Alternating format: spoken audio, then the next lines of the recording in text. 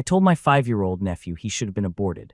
I said it in my parents' living room in front of my sister. I didn't whisper it. I didn't soften it. I said it because he wouldn't stop running through the hallway while the adults were talking and I was already irritated, and I still sort of believe, that someone needed to say out loud what everyone else was pretending not to think. That's what she tells people about me, that I'm the uncle who said that. She doesn't add that the house was chaos that day. She doesn't add that she had shown up late, dramatic as usual, like her presence alone was a statement. She doesn't add that my parents had spent months cleaning up her mess years ago, while I was the one trying to keep things steady. I was the one who did things the right way. That matters. When she got pregnant at 19 and refused to fix it, it wasn't just her life. It became all of ours. People talked. My wife's parents asked questions. My dad stopped going to certain gatherings for a while, and I was the one who had to sit there and nod and act like our family wasn't suddenly the example. She acts like she was persecuted, like she was some martyr working while pregnant. She never talks about how our parents were humiliated, how I was the one who had to reassure my then-fiancé that this wasn't the kind of family we were. And yes, my wife was treated well when she was pregnant, because that pregnancy came with stability, marriage, a plan, not rebellion dressed up as independence. I didn't hate my nephew. I was frustrated. There's a difference. The kid was loud, grabbing things and knocking over a glass. I snapped. I said what I said, and I expected her to correct him, not pack up like I'd assaulted him. She left, cut me off like I was the problem. Fine. For years she built this little narrative where she's the strong single mom who did it alone, bought a house, taking courses, climbing up, and I was genuinely happy at first. I told people she was doing well. I wasn't jealous. But 2 years ago I sold my house. That was my decision. I wanted to expand construction equipment, contracts, bigger jobs. I calculated it. I wasn't reckless. I thought if I reinvested everything and rented temporarily, we'd scale fast. I've never been afraid of risk. That's how men grow. It didn't work. Machines sat unused longer than projected. One contract fell through, then another. I kept telling my wife it would stabilize. It didn't. Now I'm paying rent on a place smaller than the house I built my family into, watching savings evaporate. My kids hear me on the phone with suppliers. They hear the edge in my voice. My mother came over one night after I'd had too much to drink, and I cried. I'm not ashamed of that. I cried because I felt like I dragged my family backwards. Because I was supposed to be the stable one, and she said the family was collecting money to help, that we don't let our own drown. Then she went to my sister, and my sister said no, not just no. She argued. She compared it to when she was 19, like it's the same. Like investing in a business as a married father is the same as getting pregnant out of spite and daring everyone to deal with it. It's not the same. I told my mother that my sister owns a house, at her age, alone. She could sell it, rent somewhere cheaper, or even move back home for a while. Help me stabilize. We are siblings. That's not insane. When one of us falls, the other steps in. I said if she can't help me directly, she can at least contribute monthly, something. Because family isn't optional when it's inconvenient. My mother told me she called me cruel for bringing up the kids, but what am I supposed to do? Pretend they don't exist. Her son exists. My kids exist. Why is her motherhood sacred and mine transactional? Last Sunday, my mother insisted we all meet.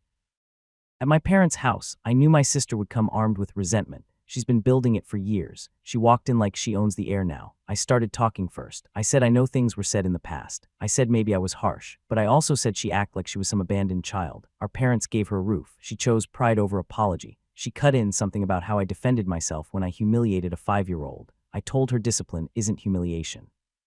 That if she had listened to anyone back then, maybe things wouldn't have escalated. She laughed like I'm ridiculous. I told her straight, you have equity. You have stability. You can restructure your life temporarily to help me. Sell the house, rent, or move back here. You managed before. You can manage again. I'm not asking you to suffer. I'm asking you to stand with your brother. She stared at me like I'd asked for a kidney. My father shifted in his chair but didn't interrupt. My wife sat rigid beside me, not speaking. I could feel her embarrassment, which made me talk faster. I said, when you decided to keep him, we all had to carry that. She said her son was not a burden. I said I didn't say burden. I said consequence. There's a difference. There was this moment where my nephew, 7 now, was in the hallway listening. I saw him. He didn't look scared. He looked confused, and something in me doubled down instead of softened. I said if she wants respect as an adult, she has to act like part of a family, not a separate country. She told me I don't get to demand sacrifice from her after telling her child he shouldn't exist. I said I was frustrated, that adults are allowed to lose their temper. That one sentence doesn't define a man. She said sometimes it does, and I stood up. I don't even remember deciding to. I just stood and told her if she refuses to help, then she shouldn't expect to be treated like my sister anymore, that I won't pretend closeness when there isn't loyalty. My mother started crying. My wife finally spoke and told me to calm down. I said fine. If she won't help voluntarily, then let's be clear that when our parents need something later, when inheritance comes up, when responsibilities are divided, I won't forget this." The room went silent. That wasn't a threat. It was reality.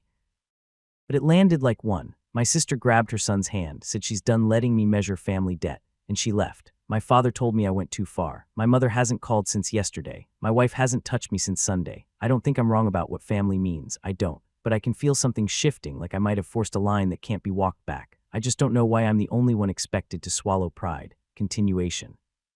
I told my business partner last month that everything was under control.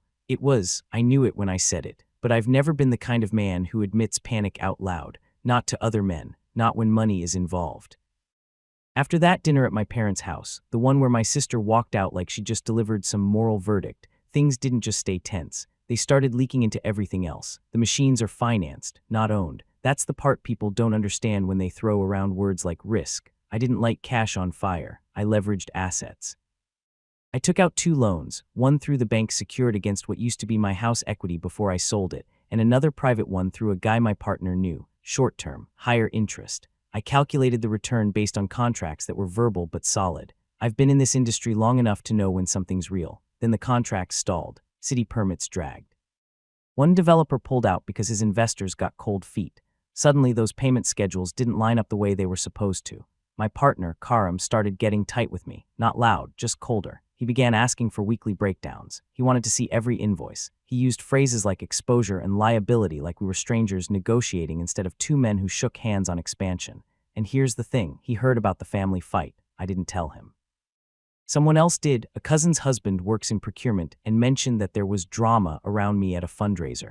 I didn't even know what he meant at first, because yes, there was a fundraiser. I didn't ask for it. My aunt organized it. Dinner tickets, small speeches, people pooling money to support a local family business. I swallowed my pride and showed up because when your income is sliding, pride becomes expensive. My sister came. I didn't expect that. She walked in with that composed face she does now. Not emotional, not loud. She's learnt to weaponize calm. My wife squeezed my hand under the table like she was bracing for impact. During the speeches, my uncle mentioned how family steps up in hard times. It wasn't directed at her, but it hung in the air. When they passed around envelopes, someone half-jokingly asked if everyone had contributed, and she said, very evenly, "I won't financially support someone who told my child he shouldn't exist." The room shifted, not chaotic. Just quiet in a way that makes your skin feel exposed. I felt heat crawl up my neck. My wife went rigid. I said something about frustration, about context, about people twisting a moment, but it didn't matter. The sentence was already out there, clean and digestible. Later that week, Karim asked me if everything was stable at home. Casual tone. But investors don't like instability. He didn't say that part. He didn't need to.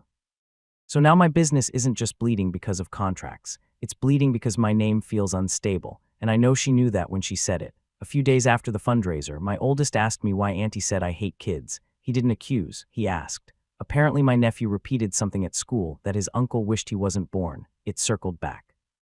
Kids talk, parents talk, then it becomes a thing. I told my son that I love kids, that I love him, that sometimes adults say things when they're angry. He nodded, but he didn't look convinced. That bothered me more than the fundraiser. My wife confronted me that night, not about the comment itself, we've argued about that before, but about the inheritance line. She asked me why I brought that up, why I threatened to remember this when our parents divide things later.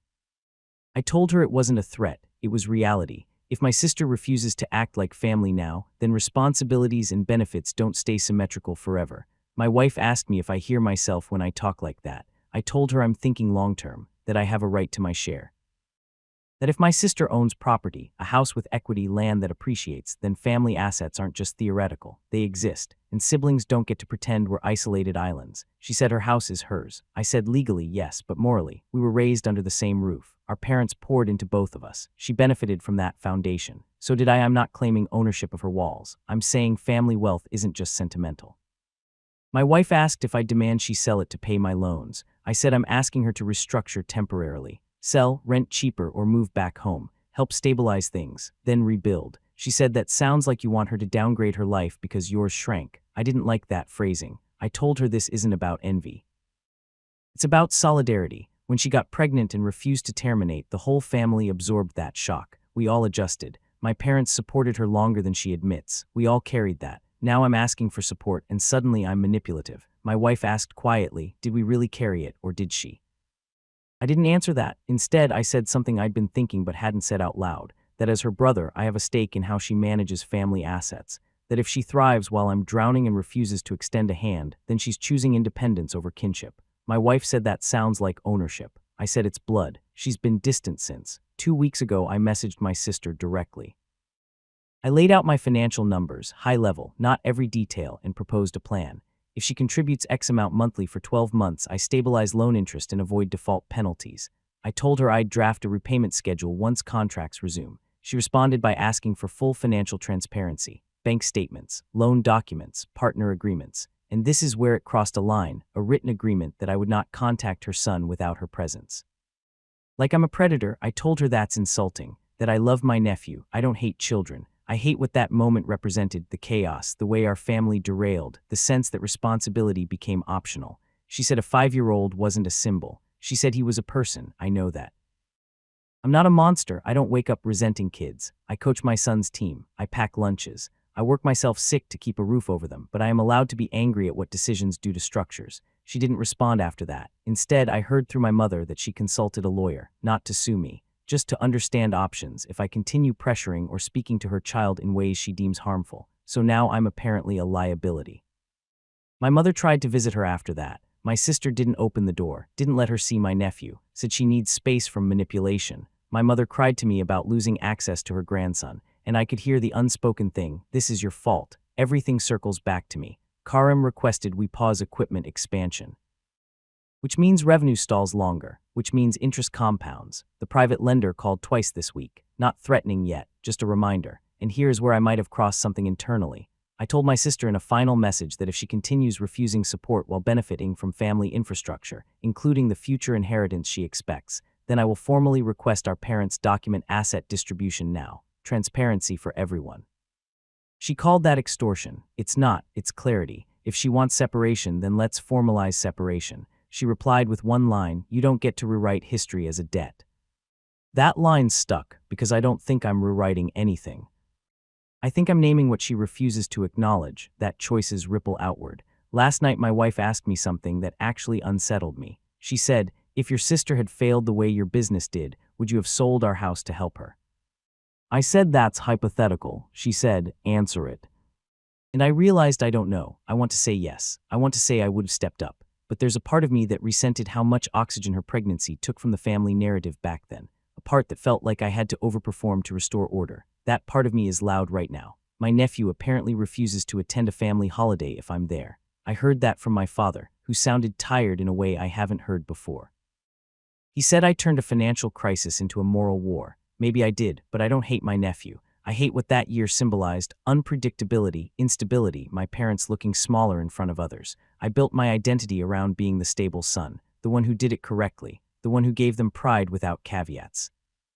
Now my business is shaky, my name feels unstable in the community, my partner is cautious, my wife is distant, my mother is cut off from her grandson, and my sister owns a house she refuses to leverage while telling people I'm cruel. And somehow I'm supposed to just absorb that quietly. I don't think I'm wrong about family responsibility. I might have handled pieces badly. The inheritance comment maybe should have stayed private.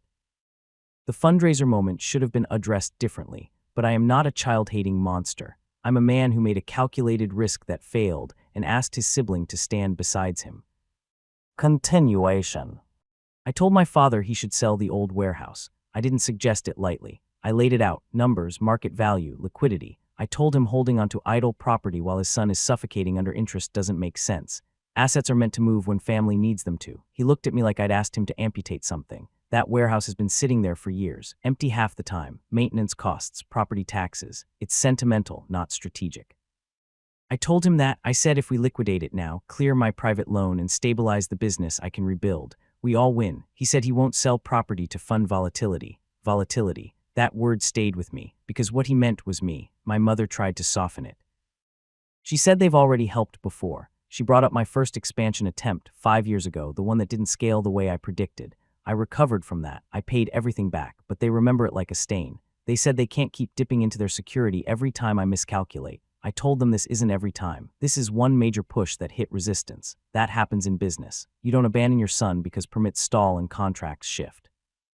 My father said supporting me doesn't mean underwriting risk. I'm not a stranger asking for capital. I'm his son. He said he already chose once when he supported my sister staying home pregnant. He said that nearly fractured the family. He won't repeat emotional decisions tied to pride. That felt like a slap. So now helping her back then was emotional, but helping me now is reckless. He said selling the warehouse would mean shrinking their retirement cushion. I said, what's the point of a cushion if your child is drowning? He said drowning implies no agency. I left before I said something worse. A week later I found out he met with a lawyer, not to sell, to revise estate documents. He didn't tell me directly. My mother slipped. She said they're simplifying future distribution to avoid conflict. When I pushed, he admitted he's restructuring so that certain assets are locked and cannot be leveraged pre-distribution, meaning I can't pressure, negotiate, or influence timing. He basically removed my ability to even argue. He said it's to protect family harmony. Family harmony already cracked. Then the letter came from my sister's attorney. Restraining order request. Temporary. Grounds, harassment, emotional distress, indirect reputational harm, because I sent structured financial proposals, because I asked for transparency, because I said inheritance implications exist. Apparently my attempt at clarity is intimidation. The order isn't criminal, it's preventative. I'm not allowed to contact her directly, not allowed to approach her property. No third-party messaging through extended family about her finances.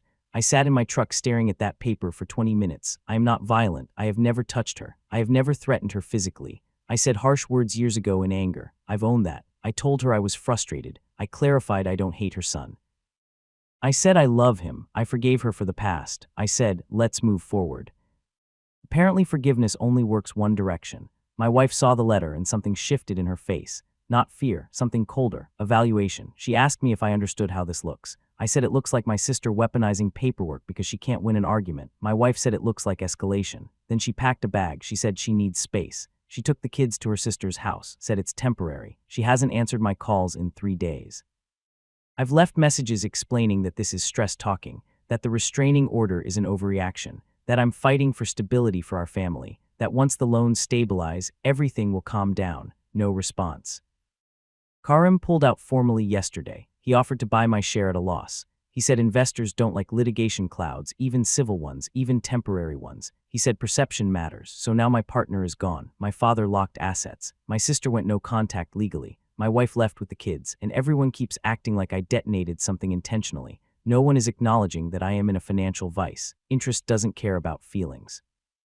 Lenders don't pause because siblings are sensitive. My parents brought up my previous failed business again during our last call. My father said patterns matter. He said I take calculated risks but underestimate downside exposure. He said I have ambition but not enough insulation. That hurt more than the restraining order.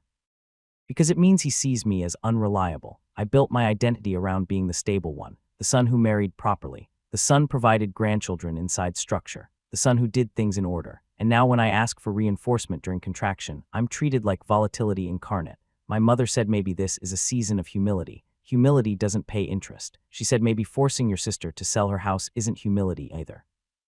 I told her I never forced her. I proposed shared restructuring. If I have to downgrade temporarily, why can't she? Why is her mortgage sacred while my loans are irresponsible? She said because she didn't ask you to co-sign her life. That's not the point. Family isn't transactional until it suddenly is.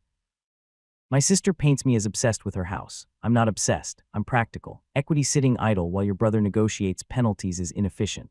And yes, I drafted that document calculating historical support. Utilities, food, housing. I wanted to show symmetry. That if she insists on separation, then let's quantify everything. My wife saw it on my laptop before she left. She said it made her uncomfortable. I said accountability often does. She said it feels like you're trying to turn childhood into an invoice. I said I'm responding to her lawyer. You want me passive while she files paperwork. Silence. Before she packed, she asked me something I haven't shaken. She said, if this collapses, will you still believe you were right? I told her right and wrong don't disappear because outcomes hurt, but I don't know if that landed the way I meant. After the fundraiser fallout, I made that donation to the youth trade program, in my nephew's name, not as a jab, as a correction. I love kids, I mentor apprentices. I don't despise children. I despise instability disguised as bravery. People called it performative. Fine, everything is performative when someone else narrates it. My son hasn't spoken to me directly since they left. My wife lets him send one-word texts. Good night. Okay, nothing else. I asked her if she's considering separation. No answer. Meanwhile, the private lender shortened my repayment window after hearing Karim exited. He said he doesn't like turbulence. My father called yesterday and said until things stabilize, I'm not to approach him about asset liquidation again. He said if I continue pressuring, he'll limit contact for his own peace. So I'm the aggressor now. He said we won't mortgage our retirement because you refuse to downsize your pride. I told him I'm already downsizing everything except my spine. He didn't laugh. My sister's restraining order hearing is next month. My lawyer says it will likely be formalized because judges favor caution when children are cited. So now I will legally be barred from approaching my own sister's life, all because I asked for support, and because I said one sentence years ago in frustration. She tells people she's protecting her son. From what? A conversation. A debate about family responsibility. I've clarified repeatedly that I don't hate the boy. I hate what that year represented, the way my parents shrank socially, the way I had to reassure my in-laws that we weren't chaotic. I forgave her for that chaos. I moved on. I built. I didn't hold it over her for years. I didn't ask her for repayment for embarrassment. But when I need stabilization, she becomes independent, sovereign, and untouchable, and everyone applauds her boundaries.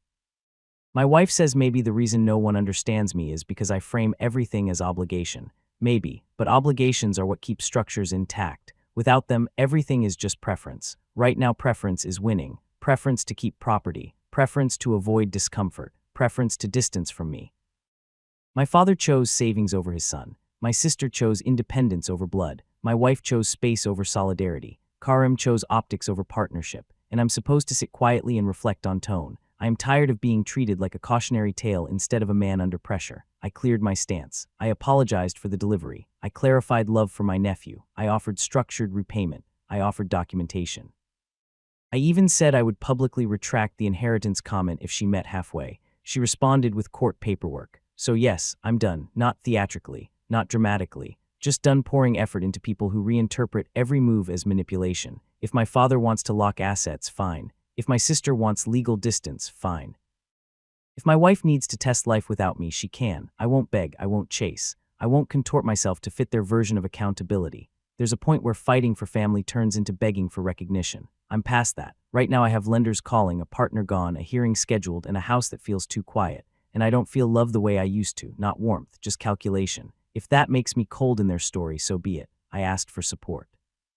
They chose insulation, and I'm done pretending that doesn't change how I see them.